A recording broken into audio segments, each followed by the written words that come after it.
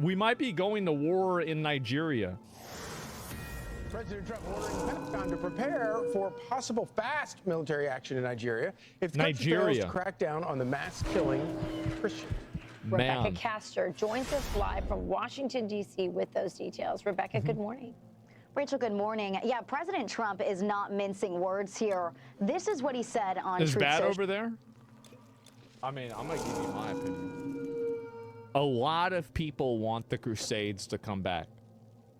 A lot of people do. But in my opinion, the Crusades were really expensive. If they're cutting each other up over in Nigeria, I don't give a fuck. I don't want it to happen. I don't want to pay for it. I don't want to send them aid.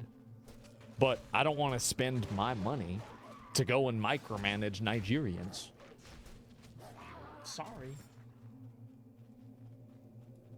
Yesterday, if the Nigerian government continues to allow the killing of Christians, the USA will immediately stop all aid and assistance to Nigeria. Totally and may agree very with well that. go into the now disgraced country Guns a-blazing. Look at that. to completely wipe out the Islamic terrorists who are committing these horrible atrocities. I'm hereby instructing our Department of War to prepare for possible attack. If we attack, it will be fast, vicious, and sweet, just like the terrorist thugs attack our cherished Christians. Secretary of War Pete Hegseth got the message. He's just bluffing. It's okay. The thing is that Venezuelan president recording and begging Trump in English, sending him private fucking voicemails. Please don't fucking kill me. Please don't fucking blow us up. I'll give you all the oil. I'll give you everything you want. Like, I honestly, I think that thing where he bombed Iran and nobody even knew that shit happened until it was over. And, like, they had these bases, like, you know, like fucking hundreds of feet underground. I really think that kind of... That was the last time people were like, oh, okay, he's not going to do it. As the Department of War is preparing for action. Message received, The response comes as the persecution of Christians in Nigeria has reached crisis levels. Islamist militants have burned down churches and Christian schools. International civil rights groups estimate more than 50,000 Christians have been murdered in the country since 2009.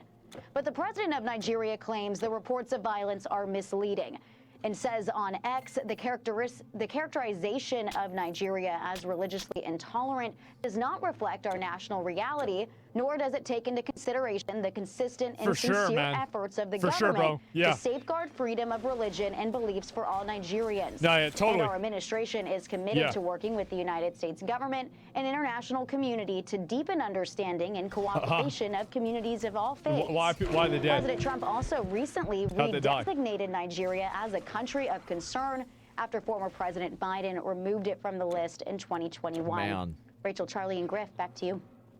All right, Rebecca, thank you very much. So it's looking like we might be going over to Nigeria. Like, I didn't even expect this. Like, I never even thought, like, we're going to have a war in Nigeria. What the fuck? Thank you, Rebecca. Well, it's really hard to tell what's going on. They're going to start bombing we Nigeria. understand that they are Muslim rebels of sorts. There's all kinds of unrest in these countries. I live in Nigeria. Our president's retarded. Probably. I mean, most. It seems like most of the governments are retarded. And it's not just in Nigeria. It's in Sudan. It's in Chad. It's in the Congo. I mean, it's all over Africa. And, you know, it's out of control. And it is very targeted at Christians. You look at that number in just one country. Yeah, I mean, they're religious nutballs. I mean, this is what they've been doing forever. 50,000, and then he says there's no targeted attack. It's kind of crazy, but we've been hearing this from, you know, groups like Boko Haram. Sure seems like there's an attack. Since the Obama days. Remember when they kidnapped those girls and there was this whole campaign to bring back the girls, and many of those girls are still in captivity. This is a gentleman named Paul Adamu. He is Nigerian. He is a Christian, and he was kidnapped by Boko Haram. Oh, boy. And this is what he had to say in an op-ed with Fox News recently. He said, these are not random acts of violence. They are systematic, coordinated attempts to erase Christian communities from the region. Yeah. As someone who has walked through the burned villages and prayed with survivors, I can tell you the reality is even worse than the statistics suggest. The United States and other Western nations cannot look away. We absolutely can. Your bullshit on the other side of the world is not our problem. Period.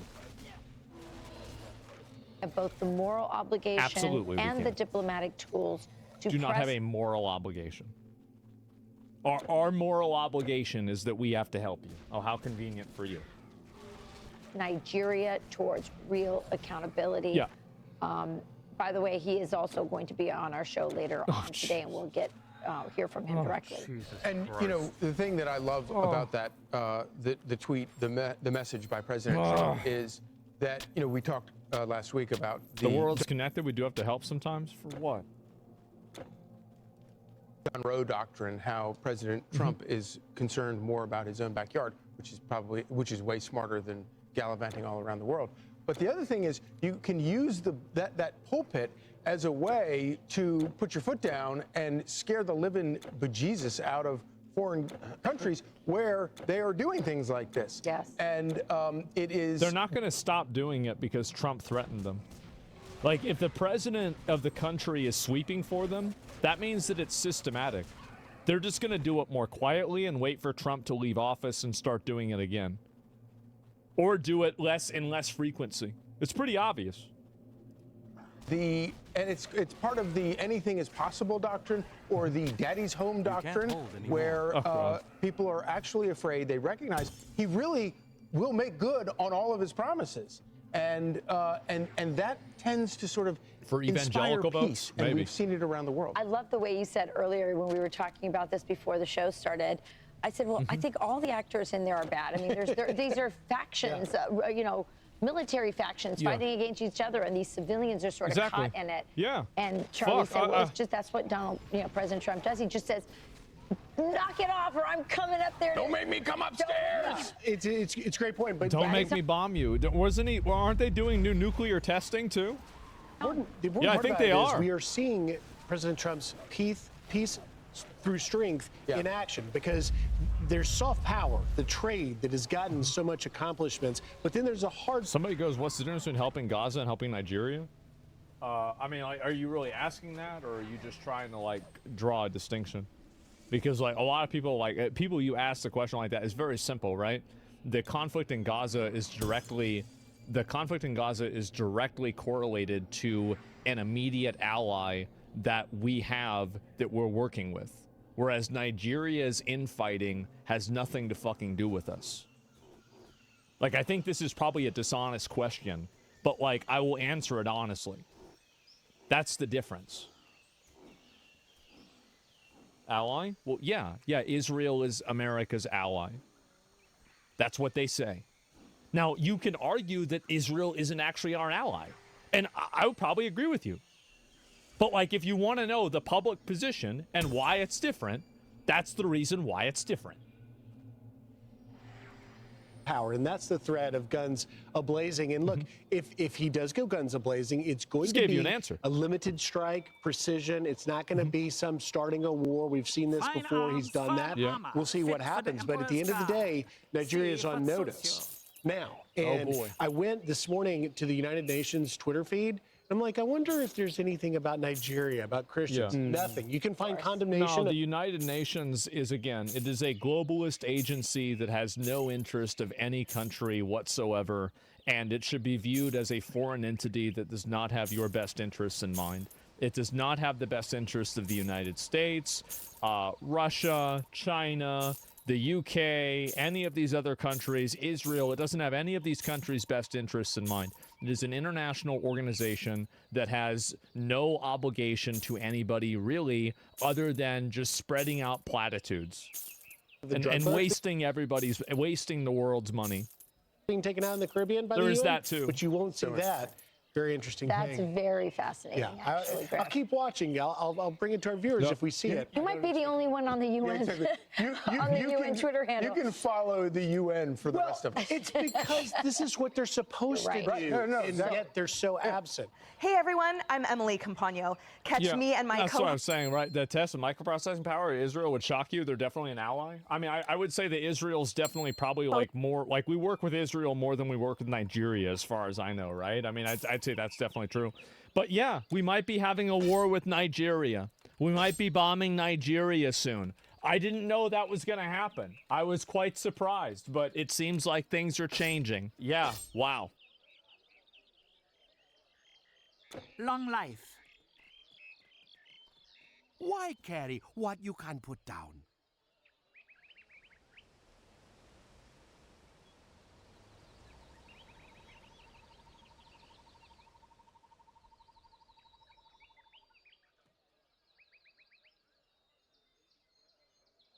So long, noble hero. Come. Luck. Do not carry your house on your shoulders. Is there in U.S. history a time where the government said, we're going to presume another crime did happen without proving it, to then criminally charge someone with a crime that requires it? I don't know about in history. I don't know all that, but it's a big ask, right? That's a big ask. I have to be a historian for that more than a legal guy. My understanding is most analyses of this has been, for the first time in U.S. history, a crime which requires a proven underlying crime did not have one. And so, obviously, the falsification of business records is a misdemeanor, which was beyond its statute of limitations. However, they upgraded to a felony, arguing that there was falsification of business records in furtherance of another crime. The implication being that's an add-on charge when you have an underlying crime. Like a mafioso is going to murder somebody and then falsifies records after the fact. They say, we're adding this onto that charge of that crime you did.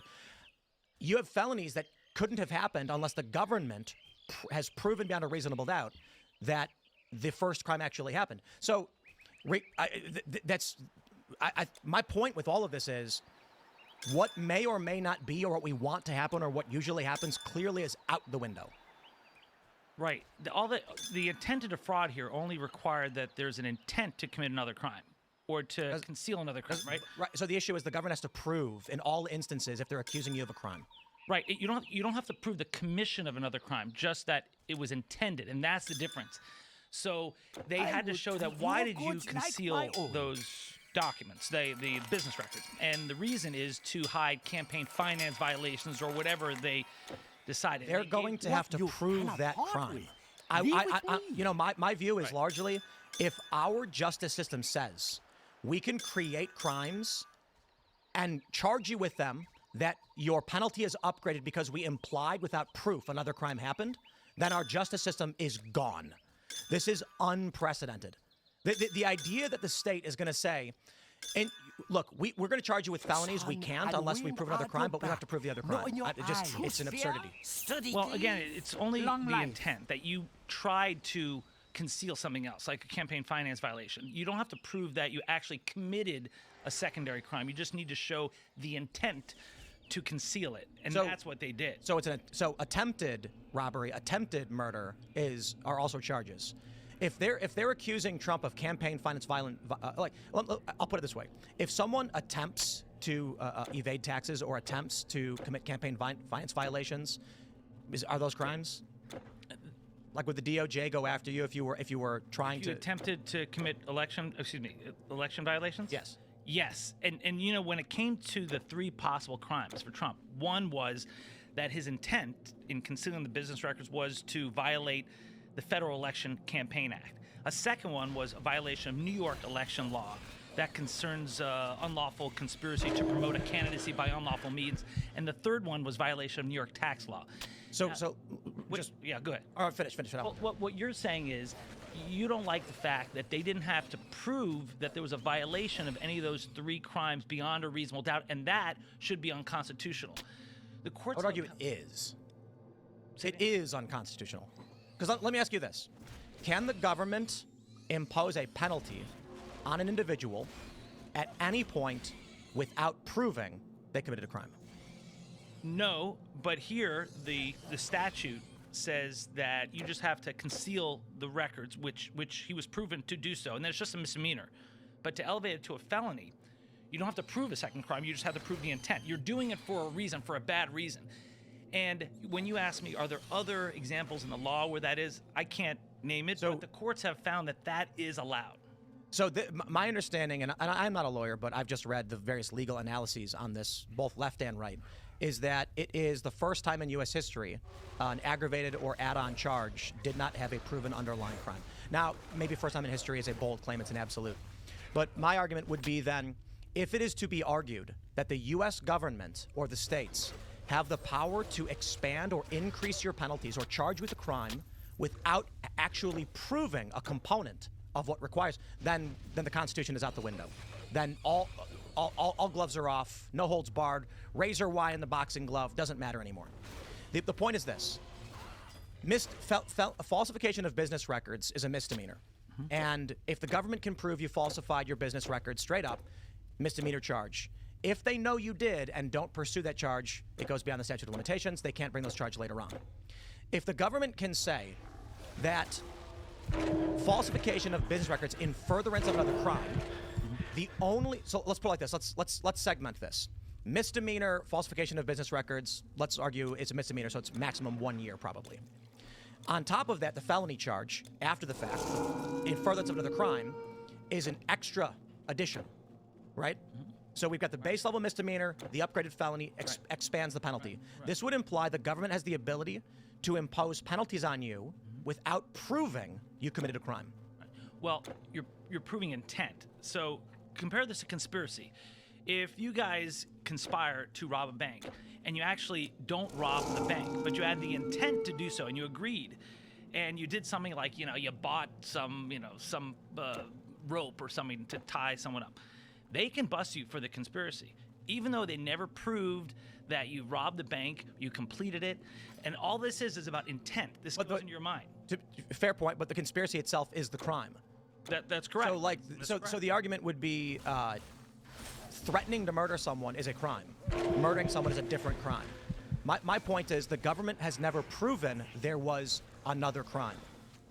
Well, remember, we're showing the intent. You don't have to prove another crime. You just have to prove there was intent for another crime. Right, I understand that. So my point would be the unprecedented case where they upgraded a misdemeanor to a felony to use against Trump, and just moving beyond this, we will also face the unprecedented nature of Trump's DOJ attempting to go after in any way possible. Maybe even it's just to jam up the people who receive these pardons, Fauci being the principal example. They will use, I don't know, circuitous legal means to go after him in some way. There are felony statutes on money laundering and fraud, where if you have a crime of reporting violation, transactional reporting violation, a seemingly minor offense, but if it's used to do money laundering or fraud, then that too would raise the offense level, just like in Trump's case. So there are other examples where, but I see your problem is that you don't like this whole area where unless you can prove beyond a reasonable doubt a second crime, then they shouldn't be elevated. Well, it would be like saying the government charged someone with money laundering but never proved money laundering. They said he had a meeting where he talked about money laundering. We could never prove the money laundering happened, charged him, and convicted him. Well, when it comes to money laundering, if you're not reporting things properly, you can get hit with a lower level crime. But if the intent is to do some major drug dealing, and that's why you're concealing it, the intent there, without even proving the drug dealing, you could still get busted for a higher crime.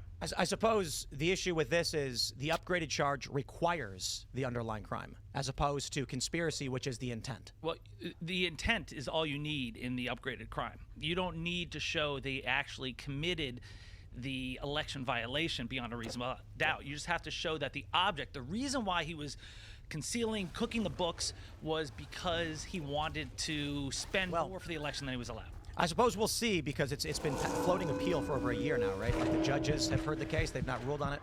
I think, and then we'll jump to the next story, Snapocalypse. My view of this whole thing, and the reason why I brought it up, was because everything we're seeing is unprecedented.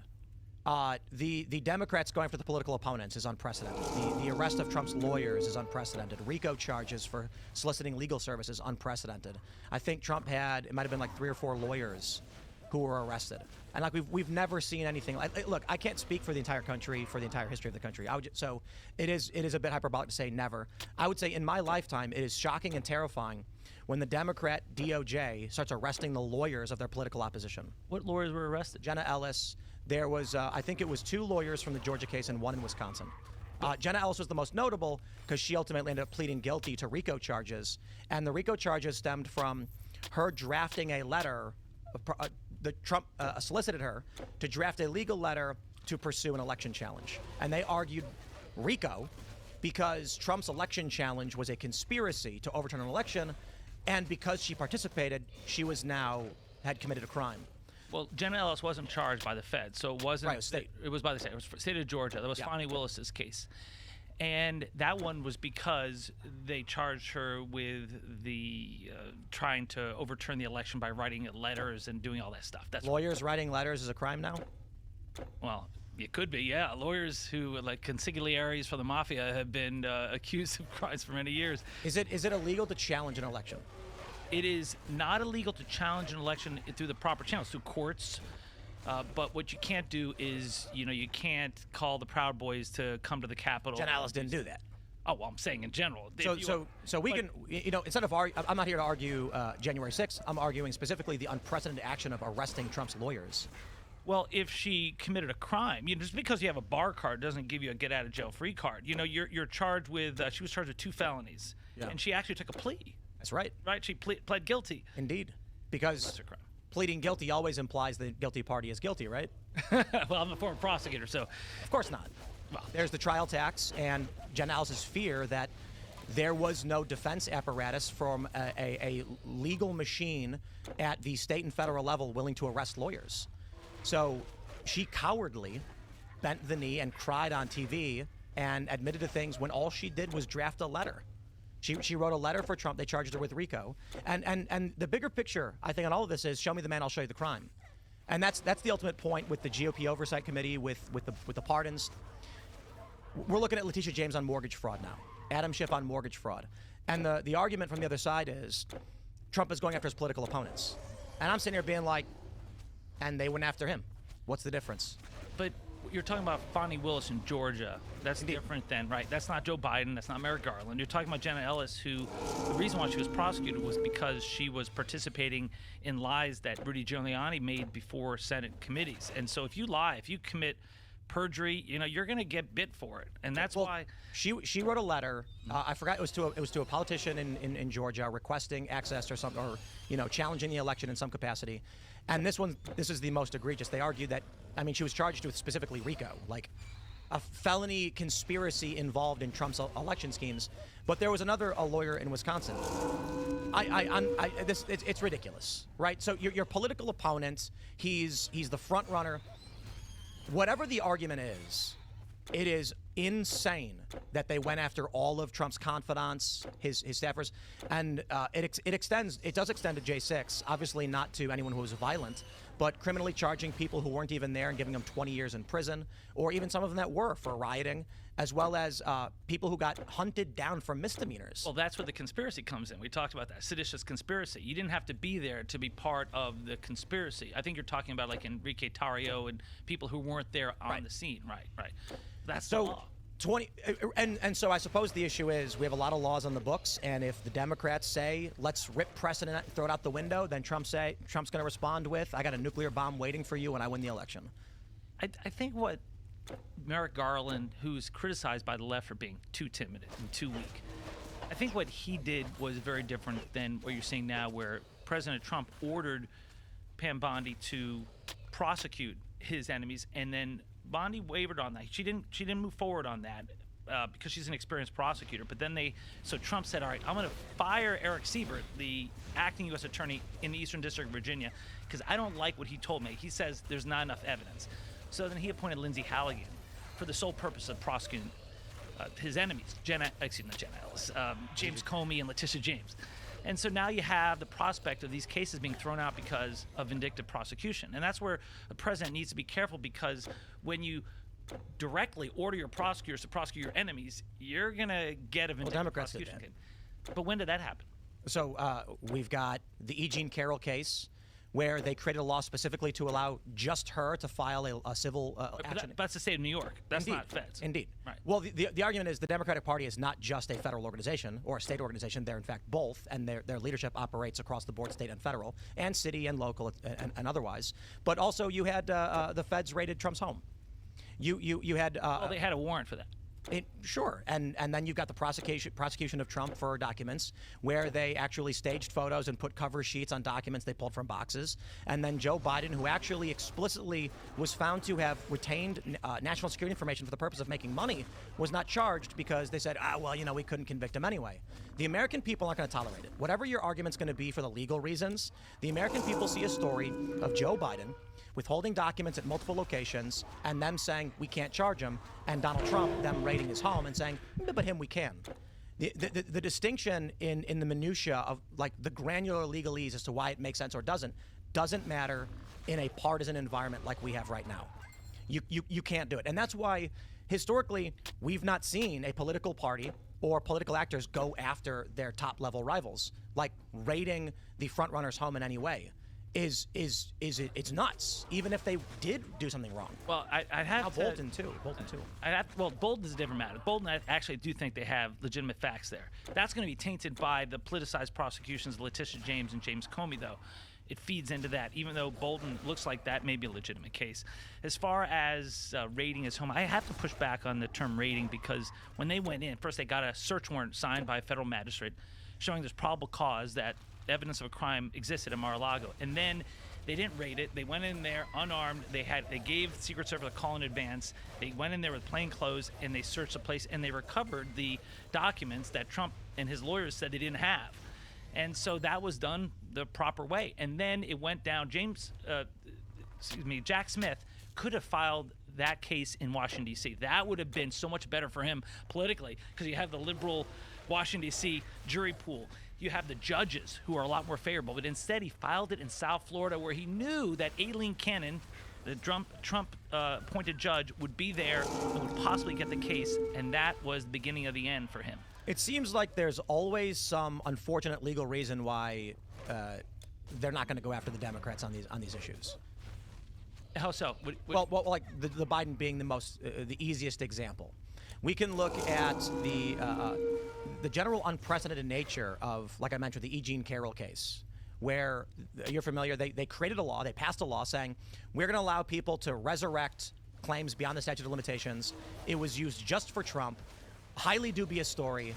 Or you also have the civil fraud case, where with Trump, they claim he defrauded because he had documents misstated the size of his penthouse from 10,000 to 30,000, even though the financial paperwork submitted had the disclaimer, you must do your due diligence, the numbers may be inaccurate, as all financial paperwork does, and Deutsche Bank even said we weren't defrauded. So they launch all of these things, and then we're told there's actually no legal mechanism by which we can find accountability for these unjust actions.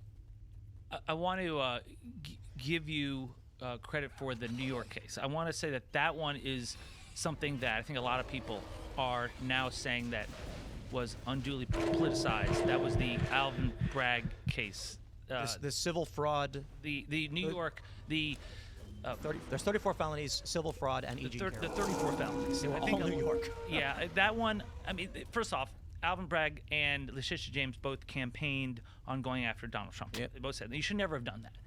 So I grant you that. And I think that in retrospect, that the New York case seemed to be a case where the DA was trying to find something there, and they resurrected this 34-count case. And I think that looked bad, and that was the first case against Donald Trump. That was not the Biden Justice Department, but that was Alvin Bragg, the prosecutor, making that decision. And I got to say, it's been my experience that when you're an independently elected district attorney, you're not getting calls from the White House to do things, because if that happened, I would have gotten calls because I had Mar-a-Lago in my jurisdiction. I never got a call from them and never even got invited to a Hanukkah party. But as far as the E. Jean Carroll case, that law that was passed in New York was not for Trump. That was done for sexual assault survivors. It was used against Harvey Weinstein. It was used against a lot of rich, powerful men. Trump did get caught up in it, and that statute was used against him. And it was interesting about that. That's how I first found out about you, Tim, in this podcast, because the jury selection. You remember when the jury? That's right. They said they watched my show. That was unbelievable. Well, yeah. To be fair, he said he's seen an episode of it or something like that. And then they tried claiming that he was a fan, but he just saw an episode one time or something. The lawyers for E. Jean Carroll said you must remove this person from the jury because he watches Tim Pool podcast, and Tim Pool had talked about how bogus these cases were, and so the judge said, no, we're going to keep him on the jury. And then he ruled away with the rest of the Because he wasn't really a viewer of the show, right? When you looked at what he had actually said, it's like something to the effect of like he had seen episodes of my podcast, but it wasn't like he was a regular viewer or anything. I thought actually it was a sign of America's strength that you have people who watch your show and then decide as a member of the jury they're just going to follow the evidence and the law in front of them and then rule the way they did. Thanks for checking out this clip from Timcast IRL.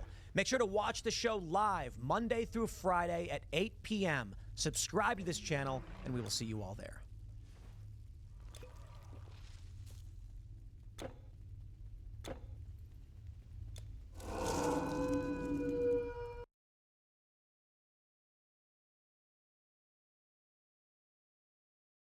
What is this? I pretty much gave up on being like a normal person. I gave up on being accepted by the public. I gave up on living a normal life or, you know, having a family or anything like that. I just felt like I just was not capable of that based off of my experiences that I had. I could stab somebody and a few other things. This is in middle school. I probably wouldn't even say because it would too drastically alter people's perception of me. But either way, you know, a lot of these instances where I kind of was like, okay, this is bad. Maybe it's better that I'm, you know, quarantined in my house. I think that I've been slowly devolving into the most rude, like nasty, callous. Why do I literally have aura? What's wrong with my camera? Because I'm not this bright. This isn't Twilight. I'm not a vampire. Why is this happening? It's grease on the lens. Okay, I gotta wipe it off. Psychopathic version of myself. I think that I've been evolving into this. I'm not what is this? It's like a dark souls have gone hollow or something. I had always assumed that I would kill myself after high school. Like that was my plan. I've just been so afraid. Oh, yeah, that's right. Afraid of change and so afraid of stepping outside of my own bubble. I remember that I feel like beanie. that's My been mom very got me unhealthy that. for me mentally. I felt kind of aimless in a way. I Yeah. felt kind of directionless. I felt like I didn't know what I was doing with my time. Oh and my worse God. than that, I felt like I was wasting my time. As a kid, I was actually very much like a very conscientious, kid. In the way that I basically didn't really want to be perceived in a negative way. Yeah, when I was in elementary school and middle school. Etc. Yeah, I remember this. I've always had a big problem with being able to like relate to other people because I think that I'm just a little bit off. Middle school as well. I care a lot about like how I looked, how I dressed, etc. In middle school. Absolutely. You know, I really tried to you know, like take myself seriously. I did. You know, I tried to have a good impression, etc. Do the right things, say the right things, wear the right things, be the right kind of person. It was always very scary for me to know that, like, you know, my mom would die one day, right? This was extremely scary. This was like the one thing that I didn't want to have happen. I've had a lot of really bad personal shit going on in my life. Jesus Christ, this video is fucking brutal. Oh my God.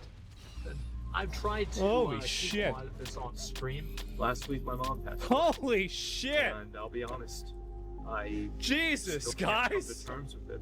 I still feel like every time I say it, I'm lying. Oh, like, oh, well, it's a trauma dumping video, yeah. She's just on a trip. She'll be back. I'll go into her room before I go to bed, and I'll look for her to say goodnight to her. And Oh, wake up jeez. and look in her chair where she would sit in. She bought me that see if shirt. she's there. My mom and I, like, it was really Or the just jacket. two of us. My dad was there. He was supportive, and he always has been supportive. It was pretty much entirely on me. Oh, Take care of jeez. my mom, pay for things, anything like that. It was all on me. Her having this health scare was the reason why I started making YouTube videos. Oh, yeah. because This is in had to quit going to 2013. school because I couldn't bear to not be there and help her and take care of her. And back then, we didn't have the money to hire a caretaker or a nurse. Yeah, we or didn't have shit. We didn't have the money to have hot water. We didn't have hot water and we didn't have heat. Like, we were straight up living like cavemen. And we had to boil water on the stove. And we had one space heater, and I would give it to her. Was so upset. You had internet? I tried. Yeah, we had priorities. I always That's what we had. If it was like my fault in a way. Yeah. Because I would buy cigarettes for her. I stopped really caring about anything. I stopped caring about what happens to me. I stopped caring about what happens. I really, like, the more I get away from it, the farther away I really had to respect my mom's dedication to the game. Like, she was 70 years old, chain smoking on oxygen, eating handfuls of chocolate, just grabbing these fucking handfuls and just shoveling the shit down. Zach, we gonna get Taco Bell tonight? What do you think about some Taco Bell? Drinking Pepsis one after another, and then she's smoking cigarettes, smoking weed, on oxygen, watching Ancient Aliens. No job at all, hasn't had a job for like 20 years. 70 years old. In it for the love of the game. Unbothered completely. And even whenever she lit herself on fire with that oxygen machine, I remember they were carrying her ass out and she said, "Man, I am such an asshole." I said, "Yes, you are. You did not, you knew you were not supposed to do it." She knew she fucked up. And I remember when I saw her in the hospital after that, and I was like, that wasn't a good idea, was it? She's like, "I don't want to talk about it." I'm like, "Yeah, I bet you don't." But well, the thing is that, like, that actually, like, I mean, she was already having, like, she was already crashing out at that point, like, literally, right? I mean, like, that happening to her actually had nothing to do with her passing away. It just was, you know, it just, like, it sent her to the hospital. She had recovered completely from all the wounds and all of the trauma from that. She did. And I even had them go back because they fucked up her death certificate, and they said that it was because of the burns. And I was like, well, wait a minute. Like, I talked to the doctor, and they said that it wasn't, and they said it was because of smoking. Because, like, basically, it was like a big point for me that I had it to where it said that her death was caused by smoking, because I thought it was. I hated smoking, and I knew that they would use that in a statistic to show how bad smoking was. So I made them amend her death certificate to put it as, like, this person died because of smoking. That's it. They're people. I stopped caring about what people think about me, and I felt that the more so I had to go through that. I've cared about things, the more unhappy I've been as a person. I want to talk a little bit about my dad. Oh God! Earlier this week, he passed away. It was pretty traumatic, to say the least. And I was there with him the whole time. It was just me and him. You know, I lost my mom in 2021, lost my dad, and now it's just me. Like, I feel like a lot of it hasn't even really set in like a big case. It hasn't really affected me. And you know, like, really, I like yesterday I went into his house and I just honestly I just cried. I remember that. And I'll just say it. And first time I really have in quite a while. He had pancreatic cancer. He had pneumonia 6 times. He had 2 rows of debuffs, bro. Like, let me tell you, like, oh my God. You know, I was there with him the whole way, all the way through up until the very end, which was very unpleasant. I don't know if I'll ever really be the same. Jesus! My mom and my dad. And whenever I was growing up, they were the 2 most important people in my life. I don't really talk a lot about, like, my feelings and emotions and shit like this, right? I'm not a big guy into getting into it, but it's been hard. I remember waking up and, like, hearing her screaming my name. Oh, jeez. And for the next, like, 6 months or a year, maybe 2 years, I would not be able to sleep for more than, like, an hour and a half, 2 hours without hearing those screams in my head and it waking me up and having to go out and check to see if she's still alive. I couldn't. Yeah, this was so fucking bad. Cause so she would have, like, these episodes where, like, they never even really figured out what the fuck was wrong with her. But, like, she would have these episodes, and basically, I think they were, like, miniature heart attacks. Like, I have no idea. But it was a thing, and she would be, like, screaming my name, and I would, like, get up, and it would be a fucking panic, right? And this is when we didn't have any money, and I'd be like, you know, do you want me to call an ambulance? She's begging me not to call an ambulance because we have no money. And then, you know, like, after this happens, like, it happened like 2 or 3 times. Like, I couldn't even sleep because I would wake up every 2 hours hearing these screams. It went on for, like, maybe 6 months. Like, that shit, like, it was so hard to sleep. Oh my God. Sounds like actual trauma? Well, yeah, it was bad. Yeah, it was bad. Sun and wind at your Get back, any sleep. not I in your couldn't rest eyes. at all. Yeah. Anytime I would wake up, it would just be immediately a panic attack. I would always resent and hate and be angry at my parents for the obligation they put on me. Yeah, I'm an only child, and I don't have any other family in the state, so any sort, and they were divorced too, so I had to take care of them separately. They didn't take care of each other, and both of them, you know, had health problems that required, you know, that's why it's one of the reasons why I never really moved out. It's one of the reasons why I didn't it's one of the, there are a lot of very big life decisions that I didn't make because of them, or I couldn't make. Fortunate now that I wish I'd do anything to have it back. And this is at the same time that we could barely pay for the house. We were being evicted from the house. Oh yeah. Didn't have heat. And so, you know, I would go to sleep and like the house would be so cold. They ever talk to each other? Yeah, they got along really well. And I always viewed it as like, you know, oh, I'm sleeping out on Mount Everest. And I remember like my glass of water in my room, they would have like ice crystals on the edge of it, right? Because of how fucking cold it was. Growing It'd up, be crazy cold. My mom was, I think there was maybe 2 years or so where she made above the poverty level in terms of income. And so we basically barely skated by most of the time. I was having to figure out ways to make money. She had this strategy where she would get a credit card, and then she would spend all the money on the credit card, and then she would get another credit card, and then she would spend all the money on that credit card, and then she would get another credit card, and then she would spend all the money on another credit card.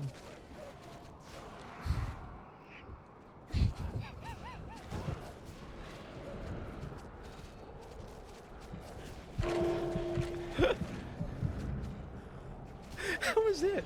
Did any of the debt hit you? No, nothing happened. Nothing happened. She died with over 6 figures of debt. Nothing happened. And tried to like piece together money. She would borrow money sometimes from my dad. Yeah, and it was in general, got away like, with it. Very negative situation. And so we never really had any money. You know, like I get really mad very easily. Like I'm just gonna say that, like straight up. Like I used to beat my head with a controller. What do you mean I used to? I did that like fucking 3 months ago. I got older and I beat my head with a keyboard, and now I do a little bit of both. Okay, Got a lot of that's trouble about right. like figuring things out on stream, and it makes me feel Yeah, stupid. and I hate reading and learning things on stream. I do. Out. Like it just sounds stupid, right? Is there something like legitimately wrong with my head, right? Like autism or something? This and I video, don't mean that man. in, like a negative way at all. Like, what is genuinely, this I was, like, video? worried. Like what the fuck's wrong with me? Like why am I not doing this right? I do have problems with anxiety. I do. Yeah. I'll be honest. It's a really big issue for me. And sometimes whenever that kind of takes over, I don't really think very clearly. I get stressed out very easily. About a year and a half ago, I had taken an Ambien the night before. Oh yeah. I'd gotten up, maybe 3 or 4 hours of sleep. I'm walking down to the store. I feel a really weird feeling in my chest. And like my heart rate felt weird. It was the first time in my whole life that I felt mortal. Before that, This was a very uncomfortable period. Teeth pulled out before then. I'd taken hydrocodone. I overdosed on the hydrocodone to the point where I was having cold sweats. I was on the ground screaming with my arms and legs going numb, my vision going away, just terrified. There was something about this moment that happened that night. It just completely changed my whole perspective. Jesus. Right? As I said, it was the first time in my life I ever felt mortal. Right? Yeah, I went to the doctor. I had them do all these tests. That's whenever that was like one of the times I had them do all the tests, because I was like, if there's anything wrong with me, I want to know if there is. So I went through a blood test. They checked my heart. They did all kinds of stuff. Right? Oh my God. Yeah. I can actually die right now. And it changed the way that I looked at basically Same shit happened to me. It really bothered me and fucked me up. Just out of nowhere, I hear a crash. Oh, I hear glass breaking. I look up and I see like lights reflected on like the side of the door. Yeah. And like it's like going everywhere. I go in and the floor is on fire. Part of her is on fire, and also the thing that she had connected to her face with her oxygen machine was on fire because she was smoking with the oxygen machine on. And I don't understand it. I don't. Why? Because she just did not give a fuck. Why? That's the why reason. do you do that? There's part of me. And I'm gonna be honest. Now that I'm a little bit farther away from it, like I can see the ridiculousness of it. The fucking machine was on fire, and like there was this big oxygen tank, right? This big machine, and there was a little. It was like a fucking Looney Tunes episode where, like, you know, the fuse is going to like the bomb and it's gonna blow up. That's exactly what was happening. And I walked into the room and I stomped it out before it got to the fucking tank. I did. It was nuts. Well, no way. Yeah. It's very angry. I unplugged that shit and everything. I'm very upset. It didn't have to be like this. She was my best friend. Jesus. And I would come home and I would be so happy to see her. And she was just so precious to me and so important to me. God damn. Bro. What a fucking video. Holy shit. God damn. And the video title is I've Lost Everyone. Oh my god. Yeah, wow. Heavy stuff? Yeah, I guess so, right? And oxygen coming, what is this here? Out of the flaming hose, spits out the fire. It's crazy. Yeah, I know, it was nuts to watch it happen, right? I just went and turned it on. And so, yeah, it's that simple. You're working yourself to the bone to keep her going? Yeah. I mean, I was doing everything that I could. I mean, of course, right? I mean, why wouldn't I? But, yeah, it's just how it is. But, yeah, why would anyone make that is my question. Why would she do it? I mean, I think people do it. I mean, I don't know why. I linked the video. I mean, it was a nice video. I mean, yeah, it was, I mean, Jesus Christ. Some of this shit was depressing, bro. Like, yeah. It's like somebody wrote your suicide. It's like ChatGPT wrote your suicide note. I like that. Yeah, there it is, right? And I guess so. The guy made an XQC video too. Yeah, I mean, like some of the stuff that I guess, I mean, I guess some of the stuff I went through, like, has been pretty heavy, but you know, I think everybody goes through it. I don't really ever think that, you know, like my lifestyle or life is like really that unique. I mean, everybody has their parents die, and if they don't, then what a tragedy, right? If you die before your parents do, like, then something probably horrible happened to you, right? And so it's like that's how I see it, right? And so, like, I just, it's life, right? And it just, I mean, there are a lot of things about life. Like, I remember when I was in high school, I kind of realized that. And I was just like, I would just rather fucking die. And I didn't, but here we are, fucking 20 years later. Actually, wait a minute. Almost 20 years later. And I was right about everything. I was. Things turned out pretty much the way that I thought they would, which is the way I didn't want them to. And that's it. And do you feel different? Yeah, I don't really feel that much different. And thank fuck. Yeah, I know, guys, I know. And persevere regardless? Well, you have to. I mean, like, everybody does. I mean, like, I guess some people don't, right? But in a general sense, I think most people do, and you just have to. I mean, fuck. Like, what else can you do? And that's it. What's your feeling? You didn't have money when you needed it, and now you have more than what you want. I don't care. I didn't care about, like, again, having money isn't everything, but not having it is. Like, yes, money matters a lot. Well, I've got to take a break and, like, do a few other things and fucking, what do you call it? Like, I need to go over to my dad's house and do some stuff over there and, like, make sure I do, like, his chores and, like, take care of his house. And then I need to get a couple of things done for my stream. And so that's the plan, right? Am I gonna cry? Am I gonna cry? Why would I cry? No, I'm not gonna cry. Why would I cry? I mean, all this happened, right? I mean, like, what the fuck? Like, it's not like it's a secret. Everybody knows this.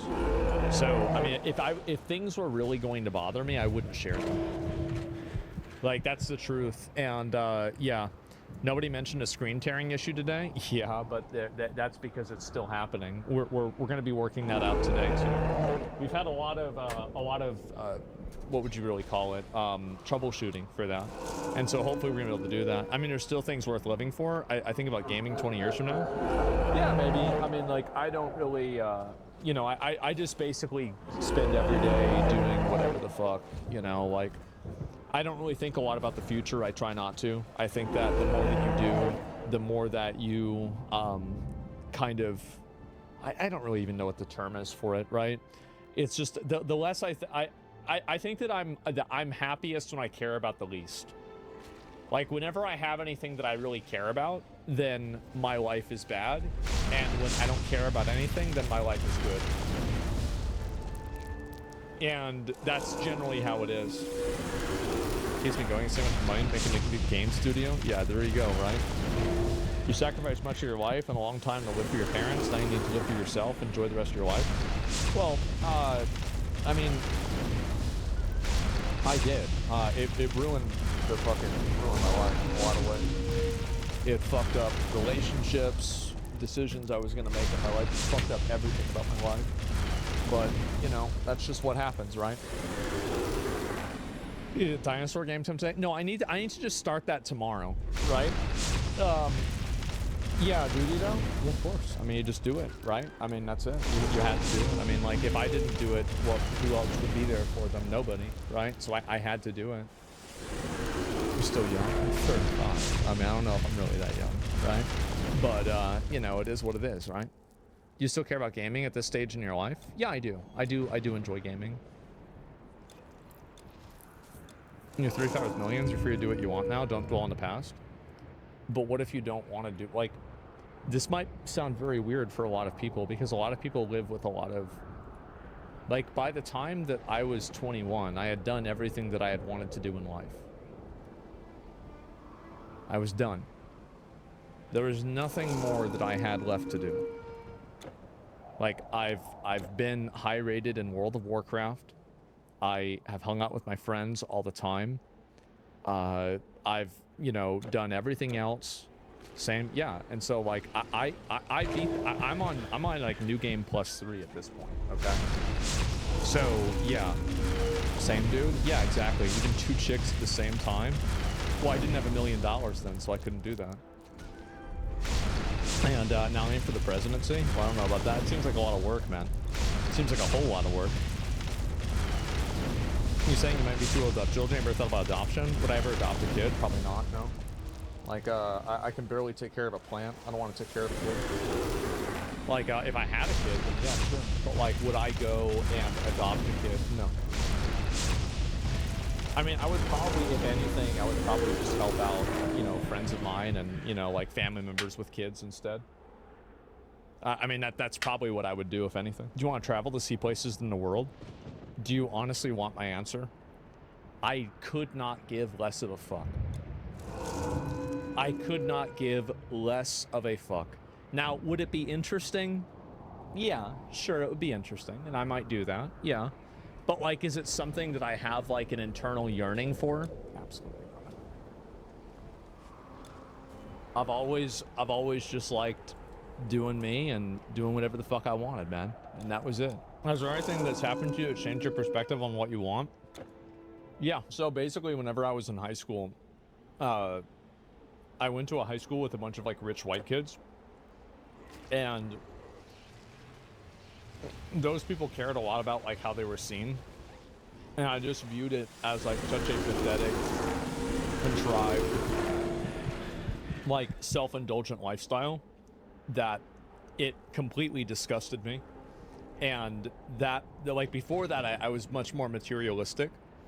And then it shifted because I'm like, wait a minute. I thought I was like these people. These people are pathetic losers. I'm not like these people at all. And then I got switched over to another school because my dad made me go to this school. Because, you know, my dad had a lot of money and, you know, he made me go to the school and I told him I didn't want to go. He said he didn't care. And I was like, okay, well, if you don't care about this, I'm just going to fail every single class. And if you don't take me out, I'm going to kill myself. That was the ultimatum that I gave him. I was 14. And at first, he didn't really take it very seriously. But then I did fail every single class. I got a 0. Like, my GPA was a 0.08. Yep. And I was like, okay, well, because, you know, the idea is that, you know, my dad taught me that if you want to change somebody's behavior, you have to figure out why they're doing something and take it away. So I looked at it and I was like, okay, well, you're doing this because you want me to be successful. So if I am so dramatically unsuccessful, then you will have to stop doing this because it will not be achieving your goal. It worked. It worked. I got to go to the school that I wanted to. They took me out. I got everything I wanted. That's right. Your GPA was that high. Yeah. Yep, there it is. And it worked. And using his magic against them. Yeah, exactly, right? And yeah, just Saudi for Middle East trip, or more or less tourist destination places. Probably go to like 3 or 4 different countries. I'd love to go to Saudi, Dubai, maybe Qatar. I mean, I don't know. Like, I got a friend that lives in Syria. Got family in Syria. Maybe go to Syria. That'd be nice. Go ahead, athlete's GPA, didn't even play a sport. I did, it was called World of Warcraft. But I guess back then it was Halo. I played Halo then. And, yeah. They don't allow gays, though? Oh, I guess I can't go, man. Ah, jeez, that's too bad. That was bad. Started listening a couple months ago. Yeah. And, but no, that's what it was. And so, like, that did change my perspective a lot on, like, what I wanted out of life. Zeus, king and, of the like, Olympian gods. We are eternally thankful for your aid in stopping Typhon. No one would have ever thought that a human could defeat a titan. The epic heroes would kneel before you, and perhaps they shall. The conduit between our realms was destroyed. You have proven that men are ready to become the masters of their own fates. Your mortal world is not yet safe, but the responsibility now is yours. Go, greatest of heroes. There is much left to be done.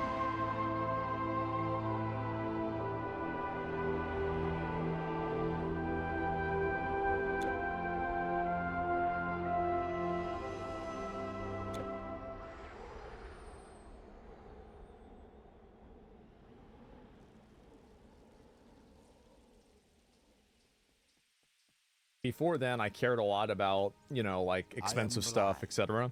But then after like kind of seeing that at its like, you know, at least not even a conclusion at that point, but like at that point, I was like, wow, these people are total losers. Like, I don't want to be like this. Yeah. Well, in high school was rough because I looked forward to raid nights, but I hated school so unbelievably much. I loved high school after that. Like I did. Like I never cared at all about doing well in school. I never cared about... The only thing that I cared about was taking advantage of as many systems as possible, stealing things out of the school, making money from being at the school by selling things at the school, and then hanging out with my friends. Like, the schoolwork was all like... That's why I would never skip school. I never skipped school. Not once. Because I really never was there. I was never really there to begin with. Yeah. Do you know what your parents would want you to do with your life?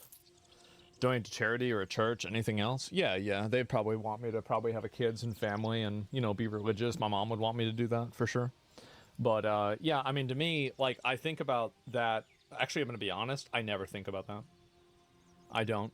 What my parents wanted for me, that's not up to them. Because I'm me and they're not me. So why would I even consider what they wanted? Just straight up. It would never even cross my mind. Goodbye. Yeah, gay way of thinking. Yeah, maybe, right? But like, out of respect for them? Well, my respect for them is that I have to do what they want me to. Where's the respect for me? No, I'll do what I want. That's it. And heavy stream, I don't think is it really that big of a deal. Yeah, I mean, like, yeah, to me. Don't you want a hot tub though? I hate hot tubs. I hate them. I don't like the way they make me feel. I don't. But yeah, I honestly really love school. You know, I loved elementary school. I loved middle school. I loved high school. Like, I never had any problems in school. I always had a lot of friends in school too. Like, would I say I was popular? I wouldn't really say I was popular. But, like, everybody in, like, my grade knew me. Not everybody, but a lot of them knew me. And, you know, people... I had a large friend group, etc., right? And so that was it.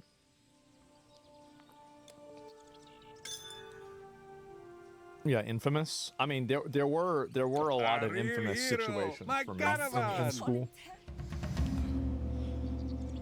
Well, high school, yeah. What's one thing you want to do or try? I don't know. Yeah, I have to really think about it. Yeah, did you get Boontang in high school? No, absolutely not. I didn't have a girlfriend in high school, like, pretty much at all. No. No, I don't know if you could have predicted that, but no, not so much. Didn't you become a streamer? What job or career would you have had? I was going to go to law school. I was going to go to law school, and I had, like, a 3-point, like 8 or 3.7 or something like that. And so I should have been able to get accepted into the UT law school because I didn't want to move. And that was like counting in, again, that was like counting in some of my early community college classes I had taken, like right whenever I graduated, that I got like C's in. So like inside of like the actual business school classes, I had like 4.0. Well, that's not true. I got a B in one class. But other than that, you know, I had very, very high grades. And so I was going to go to law school, but then I was like, okay, well, fuck this. Was working for the IRS interesting? Yeah, I loved it. Because lawyers can legally lie. The reason why I wanted to be a lawyer is because I played Magic the Gathering, and my friend knew all the rules, and he could manipulate the rules to make him win. And I thought that lawyers could do that in real life, and they could cheat everybody. And I thought that was the most effective way to effectively win the game of life, is that if you knew all the rules, you would know how to manipulate every situation in your advantage. And so that was the reason why. Like, there's no legal reason or, like, moral reason. It was just, like, I thought this was, like, the most effective skill set to take advantage of the most situations possible. Yeah. That's it. That's why the rich have, like, 20 lawyers. Yeah, exactly, right? Was UT hard to get into? Yeah, I mean, the law school there had, like, a 3.75 GPA average to get into. Or it might have been a 3.7 at that point from, like, transfer students. So, yeah, it was pretty hard to get into. And, you know, Baylor was about the same. But, I mean, like, that was an average, too. I mean, like, obviously it means half of them were below that. What do you think about the way society is heading? Well, I don't know about that. Yeah, it's a lot. Would you be a prosecutor or a defense lawyer? I don't know, really. Like, I looked at it as, like, kind of having a degree to... Like, the degree was a tool, right? I didn't want to have a job. I never wanted a job. So, like, I would just simply use this degree to generate money. How would I do that? I don't know. Would you backflip on trampoline? No, because I'm not very good at that. Yeah. Ever thought about being a cop? Yeah, my dad said I wasn't allowed to be a cop. He says, we're the other guys. And I'm like, okay. And I was like 11 at the time. 10 or 11. And so, yeah. That was the only thing that I was not allowed to do. Could not be a cop. That was it. Just become a crooked cop? I mean, no, bro, like, fuck that. You actually educated people think you're dumb as a rock? It doesn't matter. I mean, who cares what somebody on the internet thinks? It doesn't make a difference. It's irrelevant. Too scrawny to be a cop? Well, I mean, you could work out and eat more food, right? I think almost anybody could. Cops is the highest rate of domestic abuse among all professions. I don't blame them. You know, like, being a cop is really hard work, and I think that they get hated by society a lot. And I don't think they get paid enough money for the amount of shit that they have to deal with. It's horrible. Like, I would never want to be a police officer. Did your dad ever tell you to join the military? I was not going to go out there and go to the Middle East and die over oil. Not going to happen. How'd your father make his money? My dad was,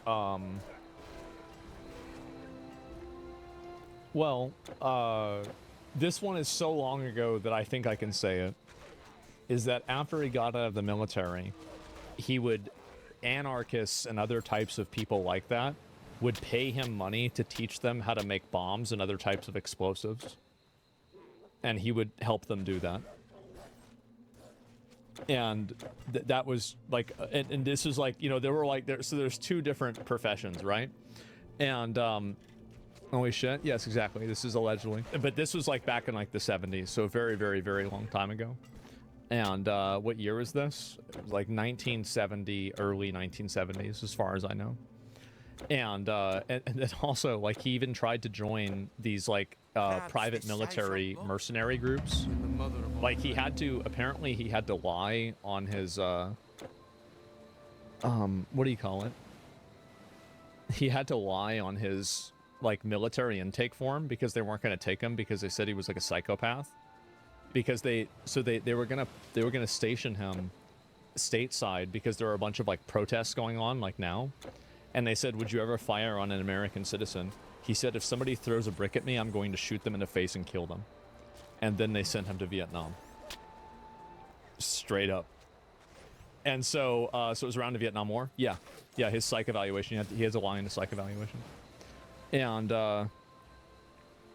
so that's why I found funny, you know, people saying like, oh, your dad would be disappointed in you saying this, like, oh, if only you knew. And so anyway, so that, yeah, he was what do you call it? He was in the army, and then he tried to join like a private military, and then he was a truck driver and a painter, and then he was also a college professor, and then you know, these are all the legal ones, and I think there was one more that I'm just not thinking. Oh, a writer. And then he worked at a publishing company and worked his way up. A painter? No, not a painter. My mom did painting, but like my dad never did. And then he worked his way up to a publishing company, and he was an executive by the time that he retired.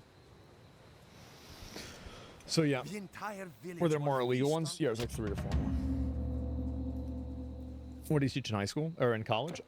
He taught English literature, grammar, and like just basic English, and also statistics. They did shoot protesters when the Vietnam War was going on, by the way. Yeah, I know. That's why they asked them, because they didn't want it to happen again. That was the whole point. Yeah, they were like, oh, Jesus. Like, well, we don't like this because it was a big problem, right? And so they're like, well, we don't want to have this happen again. So they're like, they just asked him, like, would you shoot him? And he's like, yeah. I'm like, okay, well, you're not going to be here. Yep, you're gone. Why can't you spell if he taught you English? Because he taught me English, not spelling. He used to yell at me all the, like, it was so traumatic, honestly. Like, him trying to teach me spelling, and it never worked. He never taught me spelling. It never got any better. And what was your dad's highest rank? I don't know, actually, if you want me to be honest, but it was an enlisted rank. He wasn't an officer. Did you ever talk about what it was like after he got out of Vietnam? Did people hate him and stuff? Yeah, they did. They did hate him. Yeah, he even said he was jealous of the Iraqi vets, that like everybody wants to shake their hand at the airport and everything and say thank you for your service, because like he never got that. Like they even told him like to take off all your military stuff, and you know, that was it. How many kills? Oh, he apparently killed a lot of people. Like he I mean, he loved doing it too. Like he would tell me like all the time. He's like, if I could do anything, I would go back to Vietnam. It was my favorite time in life. Yeah, he was so happy doing that. Dad's got nostalgia. Yeah, like other people get PTSD, he got nostalgia. Like, I mean, there were times he said he got PTSD whenever he had just came out, but you know, that kind of went away, and that was about it.